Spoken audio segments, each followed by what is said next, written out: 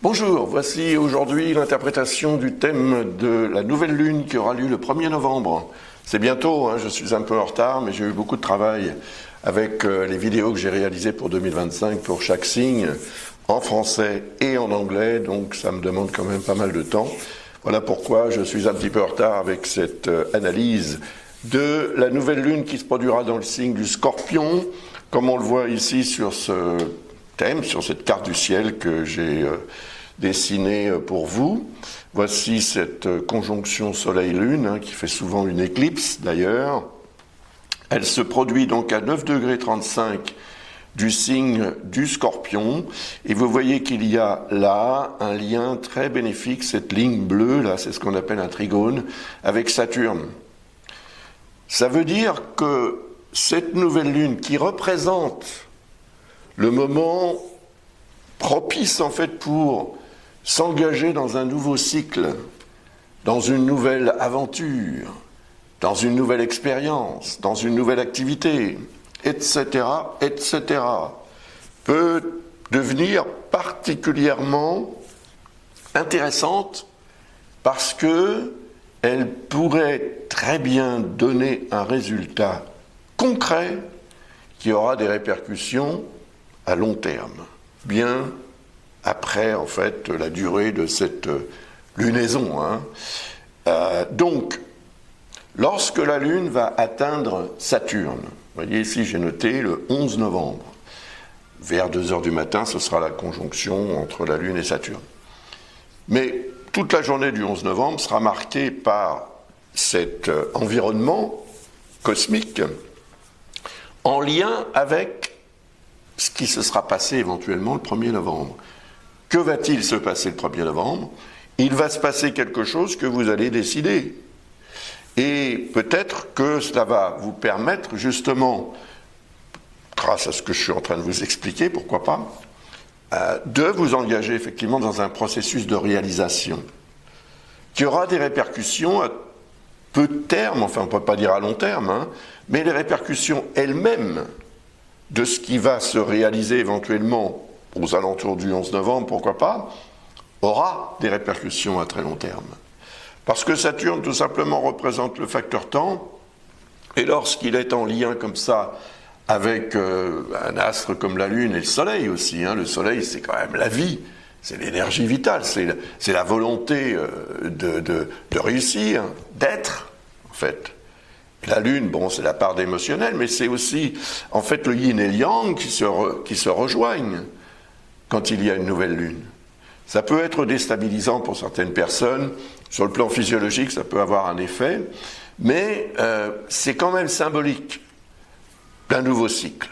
Voilà. Alors, c'est un cycle assez court, puisqu'il va durer jusqu'à la prochaine nouvelle Lune, mais ce que l'on décide, par contre, ce dans quoi on s'engage, au moment de cette nouvelle lune, peut avoir des répercussions, évidemment, comme je viens de le dire, à beaucoup plus long terme que la durée de cette lunaison. Alors, il faut en profiter. Moi, je pense qu'il faut profiter de ce lien bénéfique avec Saturne, parce qu'il aura un rôle à jouer. Ce Saturne que vous voyez ici en dissonance avec Vénus, il y a ce qu'on appelle une quadrature, c'est un angle d'environ 90 degrés qui sépare les deux éléments, et avec Jupiter. C'est contradictoire, la dissonance Jupiter-Saturne, parce que d'un côté, Saturne dit attention, il faut faire attention, il faut y aller doucement, prudemment, il faut réfléchir, il faut prendre son temps avec Saturne. Avec Jupiter, moins. C'est pas l'accélérateur, Jupiter, mais c'est celui qui va envelopper, enrober de chocolat, ce qui n'est pas forcément très agréable. Ça peut être utile pour avaler une certaine pilule qui va nous soigner, mais ça peut être aussi une source de contradiction dans le mode de fonctionnement. Eh bien, lorsque la Lune va rejoindre le Soleil, donc le 1er novembre, elle va déclencher le processus en lien avec Saturne, c'est-à-dire la volonté d'obtenir quelque chose de concret et de réaliste. je dirais même, pourquoi pas, de raisonnable. Saturne est encore en Poisson, il va y séjourner en Poisson jusqu'au 25 mai de l'année prochaine, et puis il y reviendra un petit peu et il en sortira définitivement en 2026. Définitivement, pas vraiment, puisqu'il va y revenir, je pense, à peu près 27 ans plus tard. Mais bon, on voit que cette énergie de nouvelle lune qui représente le début d'un nouveau cycle se produit en Scorpion. Or, le Scorpion est le 8e signe du zodiaque. Il est relié à Pluton, qui représenterait plutôt la fin des choses que le début. Mais Pluton, c'est la régénération. Et cette régénération peut passer par une forme de destruction. On détruit pour reconstruire. On régénère, on meurt pour renaître. Donc, un cycle se termine, parce que là, ça veut dire quand même, au moment de cette nouvelle lune, puisqu'un cycle commence, il y en a un qui se termine. Et celui qui se termine, c'est le précédent, de préférence. Donc, cette notion-là doit être retenue quand même, parce que ça voudrait dire que cette nouvelle lune est en lien avec Pluton, puisqu'elle se produit dans le signe de Pluton. Et Pluton est ici, il est encore en Capricorne, à 29 degrés 45 Capricorne, il a repris son mouvement direct, comme on dit, donc il est en route vers le Verseau, dans lequel il va entrer le 20 novembre, et ce transit-là va durer 20 ans. Je suis en train d'écrire un livre à ce sujet. Si ça vous intéresse, il sera publié par Amazon le 20 novembre, pour célébrer l'entrée et l'installation de Pluton en Verseau. C'est quand même un transit qui va changer radicalement toute la société, ça c'est sûr, il faut s'y attendre. Mais pour revenir à cette nouvelle lune et cette période qui va durer jusqu'à la suivante, Pluton est opposé à Mars. Dans certains cas, cette opposition peut produire quelque chose de très explosif, quelque chose de très radical même. Alors, heureusement, cette nouvelle lune qui se produit en Scorpion n'est pas en dissonance avec Pluton. Vous voyez qu'il n'y a pas de lien entre la lune ou le soleil même et Pluton. Rien. Tant mieux. Mais il y a quand même cette opposition avec Mars. Et Mars, c'est le dieu de la guerre. Pluton, c'est le dieu de la mort. Les deux sont opposés. Donc les deux se heurtent en quelque sorte. Ils sont en conflit, si on veut, un peu comme la gauche et la droite dans un gouvernement, comme d'habitude. Mais c'est cette opposition quand même qui permet de trouver un juste milieu éventuellement. Parce que si on est dans l'excessif, ce que Mars peut évidemment déclencher, la colère et les réactions d'impatience, la rapidité avec laquelle on veut obtenir ce qu'on désire, peut entraîner des erreurs graves de fonctionnement avec évidemment des conséquences qui peuvent l'être aussi graves, bien sûr. Mais bon, Pluton est en harmonie avec Vesta, qui justement représente l'harmonie, en harmonie aussi avec Uranus, en harmonie avec Neptune, en harmonie avec Mercure. Ça fait beaucoup d'harmonie. Si on compare à une simple opposition qui, c'est vrai, peut semer la zizanie. Elle peut semer le trouble et elle peut même empêcher ces configurations très favorables de se manifester vraiment.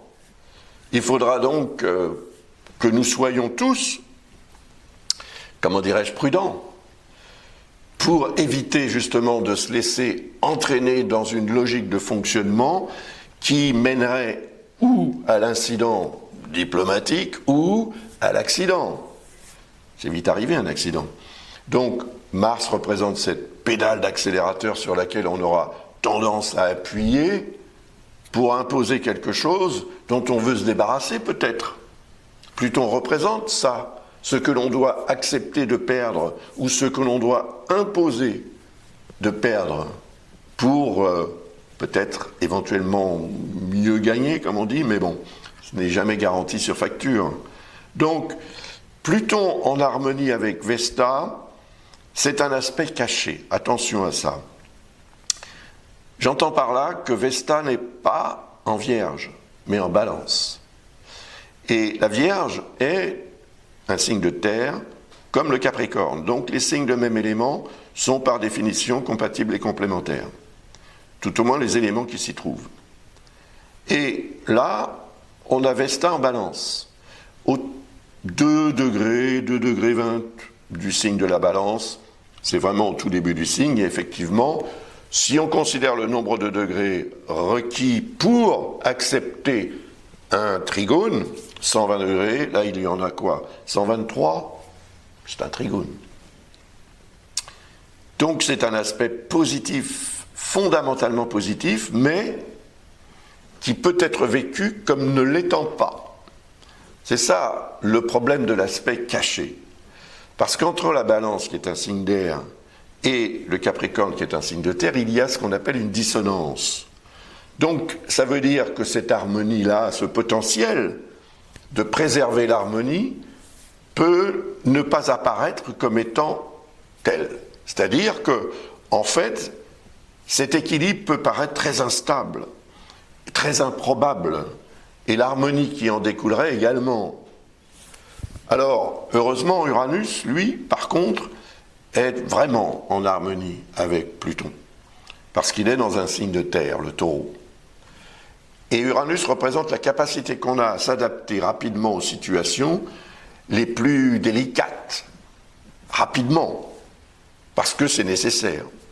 Et vous allez voir tout à l'heure, je vais vous montrer la carte de la pleine lune du 15 novembre, qu'elle va se produire à la conjonction d'Uranus. Ça, c'est intéressant, parce qu'il y aura évidemment un effet puissant de l'énergie uranienne, l'énergie de changement, l'énergie d'adaptabilité aussi, d'innovation, d'inventivité, qui peut être très utile pour obtenir ce qu'on désire de la vie à cette époque, pendant cette période, mais avec des répercussions à beaucoup plus long terme, bien évidemment. C'est toujours pareil, un événement qui se produit à telle heure, tel moment, telle seconde, tel jour, tel lieu, peut avoir des répercussions jusqu'à la fin de vos jours. Donc, il faut tenir compte de ça quand même. C'est très important. Et malgré que le fait qu'il y ait une nouvelle lune tous les mois, ces nouvelles lunes peuvent déclencher des processus de fonctionnement qui vont entraîner des conséquences à très long terme, parfois. Donc, les nouvelles lunes se suivent et ne se ressemblent pas, parce qu'elles sont toutes, d'abord, chaque fois dans un signe différent, à part exception, ça arrive qu'il y ait 2 nouvelles lunes dans le même signe, mais à chaque fois aussi, les configurations qui entourent le thème de cette nouvelle lune sont différentes. Donc, le lien par exemple avec Mercure, qui est également un lien vrai, c'est-à-dire c'est pas un aspect caché. Mercure est en Scorpion, signe d'eau. Les signes d'eau sont en harmonie avec les signes de terre. La terre et l'eau se mélangent de façon tout à fait constructive, en général, sauf quand il y a une inondation, bien évidemment. Mais là, on est dans une logique de fonctionnement mental, cérébral, intellectuel. La communication permet de gérer une situation plutonienne, destructrice donc, par définition. Destruction en vue d'une reconstruction, car quand on détruit, on reconstruit toujours. Il y a une guerre. Il y a des guerres, malheureusement, dans le monde, à l'heure actuelle, destructrices. Mais on va reconstruire. Bien sûr qu'on va reconstruire. Donc, Pluton, c'est ça.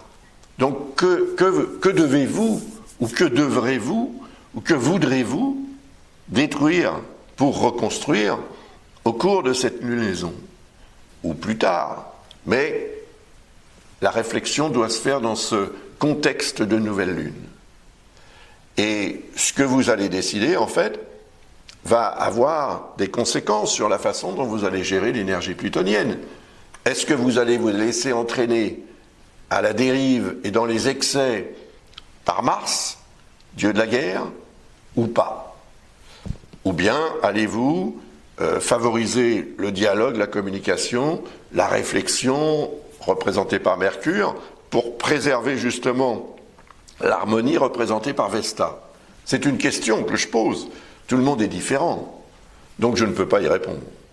C'est vous qui le ferez. Et Pluton est en harmonie avec Neptune. Là, on tape dans la dimension spirituelle.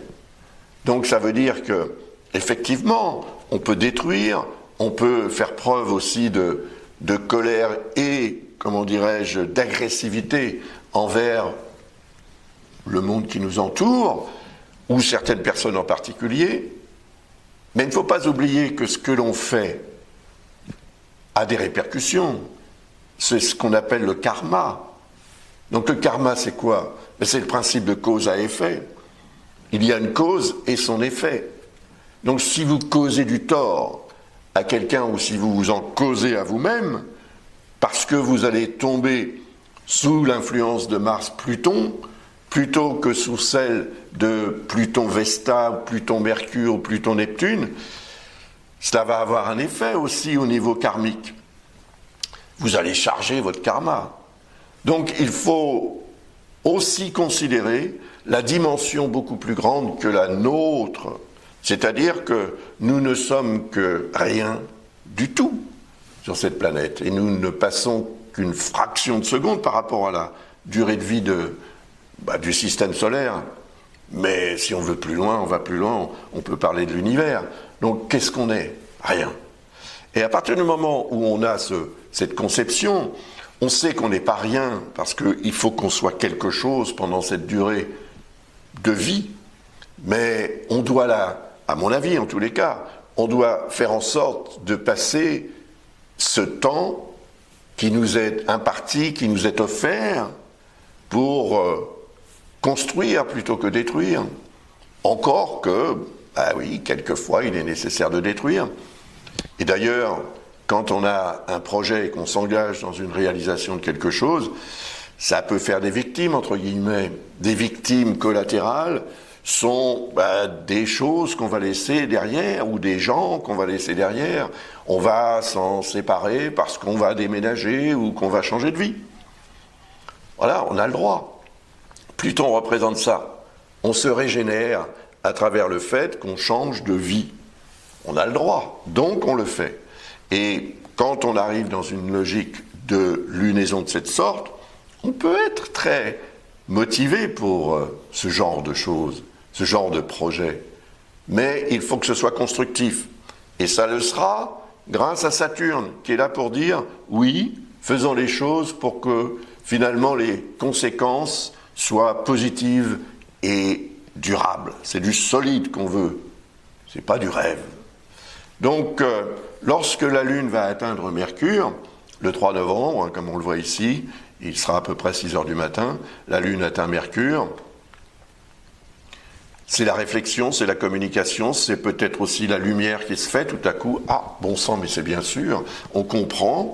Et donc, comme on comprend, Mercure étant en harmonie avec Pluton, on comprend que ce que l'on va peut-être décider d'abandonner au profit de ce que l'on veut obtenir, le changement de vie, eh bien, on va se dire, bon, on va peut-être fonctionner différemment pour qu'il n'y ait pas cette dissonance Pluton-Mars qui déclenche l'effet destructeur tellement rapide qu'on ne peut pas le contrôler.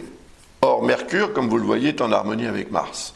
Et de l'autre côté, il est en harmonie avec Pluton. Donc, ces liens sont très favorables à justement la concertation, la communication, la discussion, la réflexion. Et c'est ça qui fera la différence. C'est ça qui permettra d'atténuer ou d'aggraver une situation. Parce que Mercure est quand même opposé à Uranus. Donc, Uranus, c'est le changement. Et quand Mercure est opposé à Uranus, on a envie de changer. Et d'ailleurs, on peut même avoir tendance à changer très rapidement et de passer même du coq à l'âne sans transition.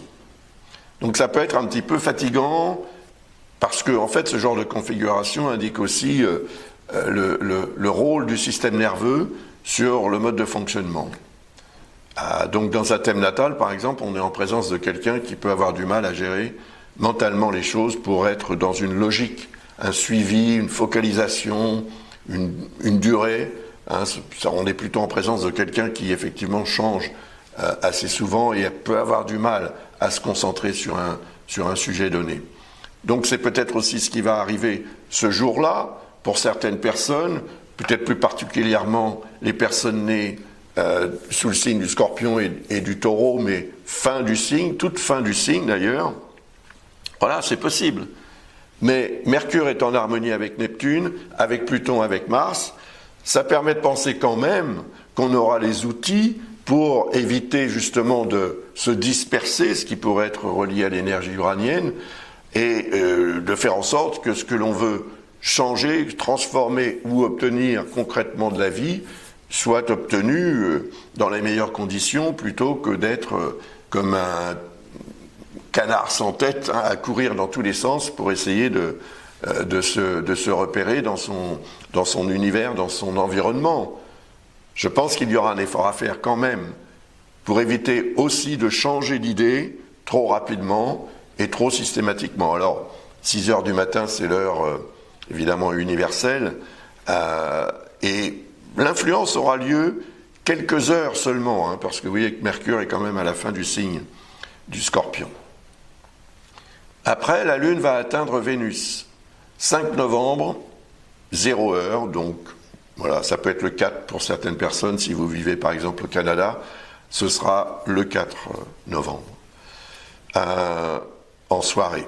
Et là, on a Vénus qui est opposée à Jupiter et au carré de Saturne. Mais il y a un trigone de Chiron qui est salvateur, si je puis dire, parce que l'opposition de Jupiter augmente les besoins. Ce sont des besoins affectifs, a priori, puisqu'on est en présence de Vénus, qui est la déesse de l'amour. Donc, le fait qu'il y ait cette exaltation peut entraîner, par Saturne, une déconvenue, une déception, un blocage.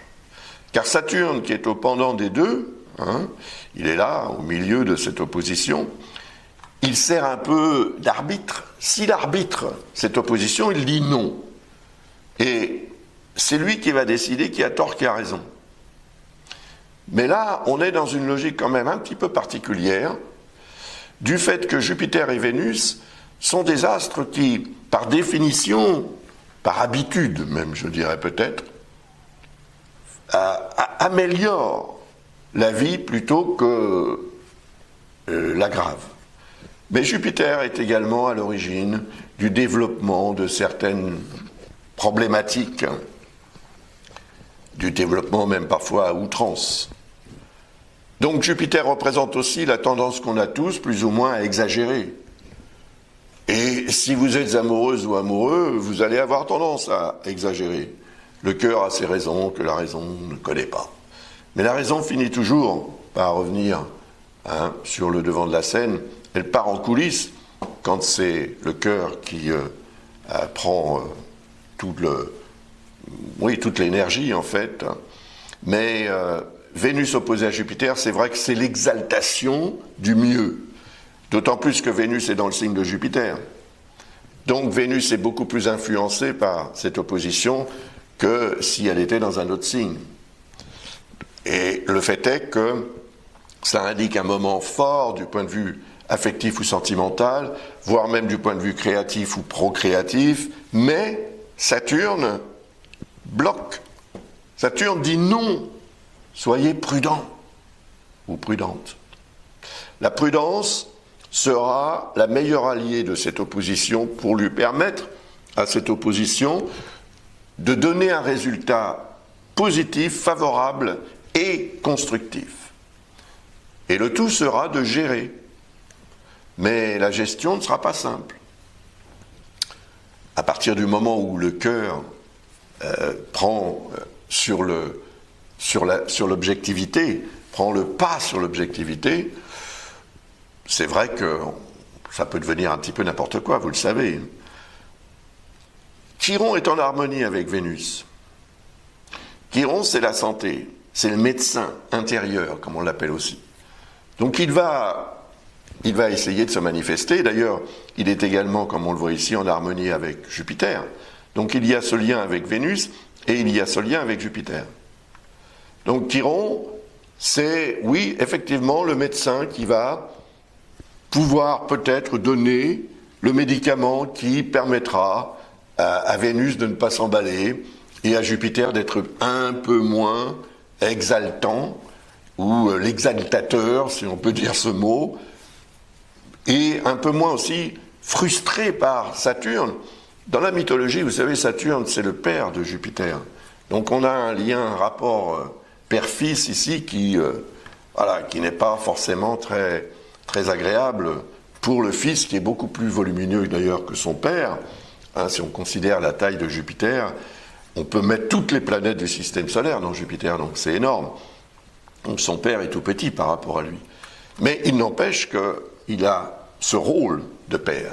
Donc symboliquement, évidemment, les astres ne fonctionnent pas de cette façon, mais c'est une symbolique qui est intéressante, parce que ça veut dire qu'il peut y avoir effectivement un conflit de génération qui se manifeste à ce moment-là, ou même d'ailleurs quand la Lune rejoindra Saturne le 11 novembre, même quand elle rejoindra Jupiter un peu plus tard après la pleine Lune. Donc, on continue avec cette arrivée de la Lune le 7 novembre vers 22h, heure évidemment universelle encore une fois. La Lune arrive à la longitude de Pluton. Elle déclenche ce qu'on a vu tout à l'heure à propos du fait que la nouvelle Lune se produit en Scorpion, signe de Pluton. Cela va déclencher l'opposition de Mars. Donc ça peut déclencher, peut-être aussi dans certaines régions du monde, soit un événement en lien avec un conflit, une guerre, un acte terroriste, mais ça peut être aussi relié à une catastrophe naturelle, un événement en lien avec la Terre et l'eau. La Terre et l'eau sont concernés ici, puisque Pluton est dans un signe de Terre et Mars dans un signe d'eau. Mars va changer de signe le 4 novembre. Donc il ne sera plus, en fait, en Cancer, il sera en Lion. Ça va lui donner cette force supplémentaire, cette autorité supplémentaire qui peut rendre cette configuration encore plus intense. Donc attention, parce que ça peut évidemment avoir une influence dans la vie de tout un chacun. Et comme je le disais tout à l'heure, un incident diplomatique s'est vite arrivé et un accident aussi. Donc prudence. Mais bon, on voit aussi, et on en reparle un petit peu, qu'il y a ce lien avec Vesta qui est harmonique et qui représente l'harmonie. C'est un aspect caché, certes, ça veut dire qu'il va falloir aller chercher cette harmonie, faire un effort pour reconnaître le fait qu'on peut préserver cette harmonie plutôt que le contraire. Puis il y a Mercure qui permet aussi le dialogue. Cela dit, Mercure sera en Sagittaire. Il sera passé en Sagittaire le 7 novembre. Et donc automatiquement, il n'aura pas le même effet. Ce qui veut dire que le dialogue sera peut-être un peu plus compliqué à trouver et à équilibrer. C'est possible. Mais il y aura quand même toujours l'aspect très bénéfique avec Uranus et celui avec Neptune. Donc cette fameuse dimension spirituelle qui nous permet de voir les choses de façon un peu plus holistique que trop le nez dedans. Parce que quand on a le nez dedans, on ne peut pas voir autour aussi bien ce qui pourrait être utile pour gérer la situation. Et puis Uranus qui permet aussi l'adaptation. Donc on s'adapte à quelque chose et on envisage ou on invente ou on décide un changement rapidement pour éviter la confrontation. Ça, c'est l'opposition Mars-Pluton.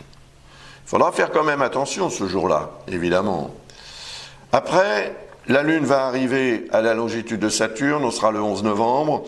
J'en ai parlé aussi tout à l'heure. Évidemment, cela va recréer le lien avec la conjonction Soleil-Lune qui ne sera plus, bien sûr, puisque la Lune sera ici, le Soleil aura évolué de quelques degrés, d'une dizaine de degrés d'ailleurs. Donc, il n'y aura même plus vraiment de trigone avec Saturne. Mais l'énergie est là.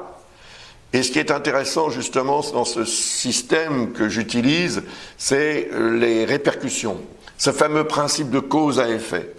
Donc c'est très important le moment de la nouvelle lune, le début de ce cycle, parce que c'est ce jour-là et vers cette heure-là 12h47 heure universelle, qu'il va falloir prendre une décision, s'engager dans quelque chose qui donnera un résultat peut-être le 11 novembre. Et étant donné que Saturne est en dissonance avec Vénus et Jupiter, ce que j'ai expliqué tout à l'heure à propos de Vénus, qui se serait produit le 5 novembre, va se reproduire évidemment le 11. Et le 11, c'est plus la frustration en fait que l'exaltation, bien que Saturne soit en dissonance avec Jupiter. En fait, Jupiter en dissonance avec Saturne augmente l'énergie de Saturne, puisque c'est sa fonction à Jupiter de faire ça. Donc si Saturne est encore plus fort, il est encore plus restrictif. Donc, frustration. Et cette frustration peut entraîner une réaction en n'acceptant pas cette frustration, si vous voulez, réagir à l'inverse de ce qu'on devrait faire. Jupiter. Attention à ça, parce que ça peut avoir aussi des conséquences. Et ces conséquences peuvent être très officielles. N'oublions pas que Jupiter représente aussi tout ce qui revêt justement un caractère officiel, parfois même juridique ou légal. Donc si vous êtes engagé dans un processus un petit peu délicat sur ce plan-là, sachez qu'il faudra éviter quand même d'échauffer les tempéraments et d'abonder dans le mauvais sens le 5, le 11 et lorsque la Lune atteindra Jupiter, ce qui se produira, comme je le disais tout à l'heure, après la pleine Lune, donc je dirais à peu près vers le 16 ou le 17 novembre. Ensuite, la Lune arrive à la longitude de Neptune, déclenche cette énergie neptunienne, la prise de conscience que l'au-delà existe, peut-être, la prise de conscience que la dimension spirituelle existe aussi. Et comme Neptune est en harmonie avec Pluton, c'est une notion de régénération et de renaissance qui va se manifester. Alors, Neptune est en harmonie aussi avec Uranus, on le voit ici, permettant effectivement l'inspiration du changement. Qu'est-ce qu'il faut que je change pour que ma vie soit meilleure? Et là, peut-être la lumière va-t-elle venir le 12 novembre. Et puis, Neptune est en harmonie avec Mars, sauf que le 12 novembre, Mars sera en Lion. Il ne sera plus en Cancer. Donc l'énergie est différente. Ça veut dire que l'outil représenté par Mars, le moyen d'action représenté par Mars, est caché tout à coup. Il est là, mais peut-être qu'on n'ose pas s'en servir, on manque de confiance en soi ou en cet outil, quel qu'il soit, peut-être un vrai outil ou quelque chose de symbolique. À vous de voir. Mais pour moi, je pense qu'il faut exploiter tout ce qui se passe sur le plan cosmique. Essayez au maximum d'être en adéquation avec les énergies cosmiques. Voyez par exemple, Neptune est en dissonance avec Jupiter. C'est l'exaltation excessive de la dimension spirituelle ou de la conception, du concept de dimension spirituelle. Et là, on s'égare, on plane, si vous voulez. On n'est plus rationnel. Et même si on gère cette dimension spirituelle, si on la considère comme étant quelque chose d'utile, voire même peut-être d'essentiel, elle doit être considérée en lien avec la matière de la vie. Donc il faut rester les pieds sur terre. Or, ce genre de configuration nous fait décoller. Et tout à coup, on a l'impression d'être sur un nuage, ou bien on donne à cette dimension spirituelle trop d'importance. Et ce trop d'importance va nous faire perdre le lien avec les réalités terrestres, qu'on ne doit jamais perdre de vue tant qu'on est dans cette vie. On a cette responsabilité de gérer la matière de la vie. Ensuite, la Lune arrive à la longitude du nœud lunaire nord. Les nœuds lunaires se rapprochent du début du signe, des signes dans lesquels ils se trouvent. Ils vont passer dans le signe précédent à la fin du mois à la fin du mois de janvier 2025. Donc pour l'instant, ils sont encore sur l'axe Bélier-Balance. C'est l'affirmation du soi. Le signe du Bélier, c'est le premier signe du zodiaque, donc c'est le « je suis » du zodiaque. Et Le 12 novembre à 16 h, aux alentours de 16 h, la Lune sera dans les parages d'une lunaire nord. Ce que vous devez imposer, ce que vous pensez devoir imposer de vous-même pour finalement, montrer à quel point vous êtes une entité à part entière et non pas dépendante ou dépendant d'un couple, d'un groupe, d'un partenariat, etc. Même si vous l'êtes d'une certaine manière, vous devez imposer votre moi pour que cette relation soit enrichie, en fait, par votre contribution particulière et personnelle. C'est le non-lunaire nord qui représente ça. Et donc, si vous avez une décision à prendre à ce sujet, ou une opportunité à saisir justement pour vous mettre sur le devant de la scène, eh bien, faites-le aux alentours de 16 h, le 12 novembre. Faites-le ou ne le faites pas, c'est votre choix, mais l'opportunité de le faire se situera à cette époque-là. Ensuite, la Lune va atteindre Chiron. Ça va se produire le 13 novembre vers 15 h. Et vous voyez, Chiron est en harmonie avec Vénus, qui ne sera probablement plus d'ailleurs en Sagittaire à cette époque-là, ou alors tout à la fin du signe, mais il y aura quand même encore cette énergie résiduelle du moment de la nouvelle Lune. Et puis il y a ce lien avec Jupiter qui est également très positif. Alors, tout ce positif va avoir tendance à clôturer cette demi-lunaison. Parce que le thème que je vais vous montrer ensuite, c'est le thème de la pleine lune, qui aura lieu le 15 novembre. Donc le 13, 2 jours avant la pleine lune, Chiron intervient. C'est le médecin, il arrive. J'ai tout ce qu'il faut pour que vous soyez en bonne santé ou que vous retrouviez une bonne santé. Alors c'est la santé morale, c'est la santé physique, c'est la santé dans un domaine ou dans un autre de votre vie. Dans tous les cas, c'est une notion de santé qui peut être rendue meilleure grâce à un médicament. Un médicament en tant que tel ou un médicament symbolique. Quel est ce médicament ou quel sera ce médicament pour vous? Je ne sais pas. Je ne sais pas. Mais j'espère que vous le saurez quand on arrivera le 13 novembre aux alentours de 15 h, parce qu'il faudra le prendre, ce médicament, si vous voulez vraiment que les choses s'améliorent. Le potentiel est énorme. Vous avez un trigone d'un côté, un sextile de l'autre. Ce sont des aspects très bénéfiques en astrologie, ils sont considérés comme tels en tous les cas.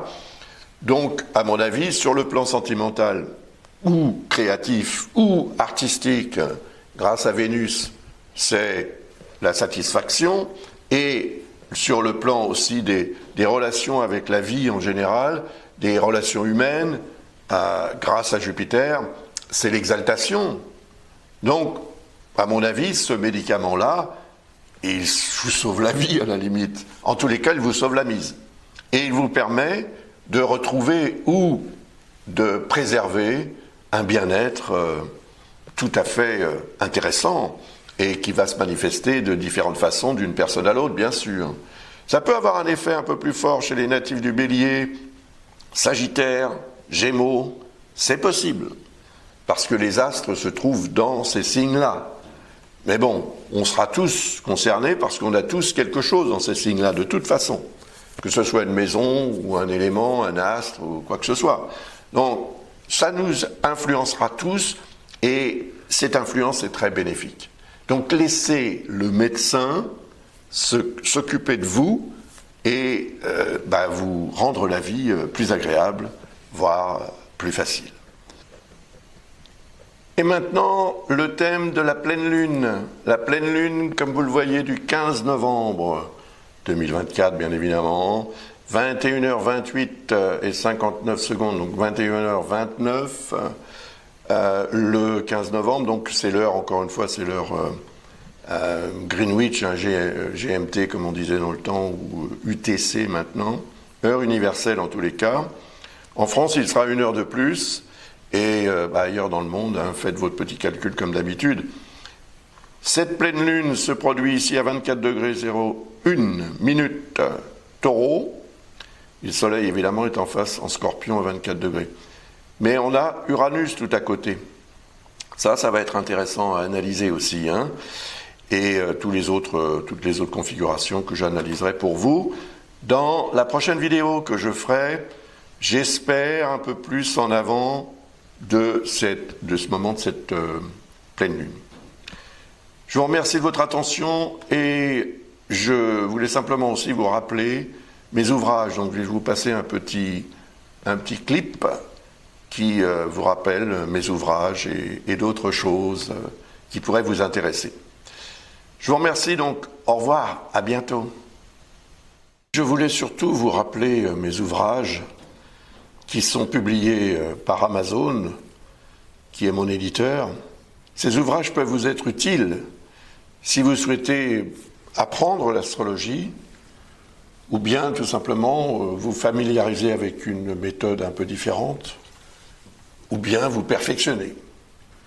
Alors, il y a le cours complet qui est la base en fait, hein, c'est-à-dire qu'il représente le savoir dont vous avez besoin pour réussir à analyser un thème de façon très approfondie.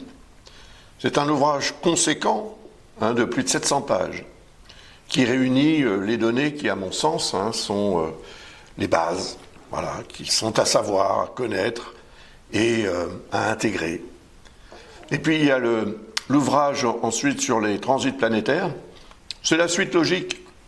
Quand on apprend l'astrologie, ensuite on s'intéresse au prévisionnel et on en passe par les transits planétaires, l'analyse des transits planétaires et leur influence. C'est ce que je fais hein, quand je fais les vidéos sur les nouvelles lunes et pleines lunes, ou bien les vidéos annuelles. Et puis il y a le livre sur les révolutions solaires. C'est la suite également, hein, ça fait partie du processus prévisionnel, c'est un autre outil pour faire de la prévision.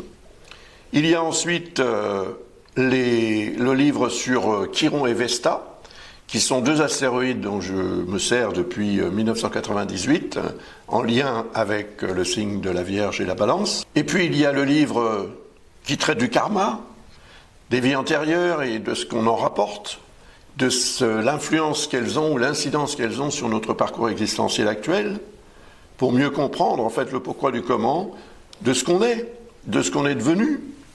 Car parfois, on n'a pas toutes les réponses hein, si on utilise les méthodes dites rationnelles pour obtenir ces informations. Il y a le livre également qui traite d'astrologie médicale d'une certaine manière. Disons que c'est un travail que j'ai fait de recherche en ce qui concerne les configurations astrales et en particulier les dissonances astrales ou les discordances astrales qui vont donner des pistes pour comprendre un petit peu comment les pathologies s'installent en nous et pourquoi et jusqu'à quel point elles peuvent être contrecarrées ou tout au moins contrôlées pour éviter qu'elles ne donnent évidemment naissance à des ennuis de santé très, très graves. Et puis il y a le voyage astral. Le voyage astral est un moyen conscient de sortir de son corps, de faire sortir sa conscience de son corps pour aller voyager, tout simplement. Et les expériences que j'ai faites à ce sujet, essentiellement dans les années 70, lorsque j'ai justement découvert cette méthode, et ensuite pendant près de 25 ans, j'ai utilisé cette méthode pour faire du voyage astral. C'est assez extraordinaire comme expérience. Donc si ça vous intéresse, j'ai fait un lien entre le potentiel de faire du voyage astral et les configurations dans un thème astral et les transits planétaires et même les révolutions solaires que j'ai abordées, parce qu'il y a des années où on est beaucoup plus sensible que d'autres. Enfin, ces 4 ouvrages sont ceux qui sont réunis dans le cours complet d'astrologie pratique. Voilà. Donc si ça vous intéresse, n'hésitez pas. Ils sont en vente sur le site d'Amazon dans votre pays ou région. Et ensuite, si vous êtes intéressé, vous pourriez aussi vouloir vous inscrire au cours d'astrologie pour maîtriser cet outil. Je vous remercie encore une fois de votre attention et de votre intérêt pour mon travail et je vous souhaite une très belle nouvelle lune. Au revoir, à bientôt.